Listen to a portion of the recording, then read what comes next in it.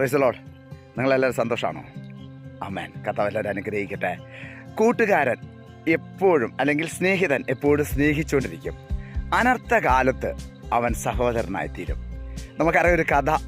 രണ്ട് സ്നേഹിതന്മാർ കാട്ടിക്കൂടെ പോകുന്ന സമയത്ത് കരടി വന്നപ്പോഴത്തേനും ഒരു സ്നേഹിതൻ ചാടി മരത്തിൻ്റെ മണ്ടേ കയറിയിട്ട് അവൻ അവിടെ ഇരിക്കുകയാണ്. മറ്റവൻ പറഞ്ഞാൽ ഒന്ന് പിടിക്കടാ, കരടി വരുന്നു, എന്നെ ഒന്ന് പിടിക്കുക. ഇല്ലല്ല, ഞാൻ പിടിക്കില്ല, നീ വേണേൽ രക്ഷപ്പെട്ടോളാൻ പറഞ്ഞു. അവൻ വലിയ വിഷമത്തിലായി. കരടി അടുത്തെത്തിയപ്പോൾ ഇവൻ കവണ് വീണ് അവിടെ ശ്വാസം അടക്കി പിടിച്ച് കിടന്നു. കുറേ കഴിഞ്ഞപ്പോൾ കരടി അടുത്ത് വന്നു, ഒന്ന് മണപ്പിച്ചൊക്കെ നോക്കി. എന്നിട്ട് കരടി തിരിച്ചങ്ങ് പോയി. കരടി മണപ്പിച്ച് നോക്കിയത് മരത്തിൻ്റെ മുകളിലിരുന്നവൻ കണ്ടു. അവൻ ചോദിച്ചു, എന്താടാ കരടി നിൻ്റെ കാതി പറഞ്ഞത്?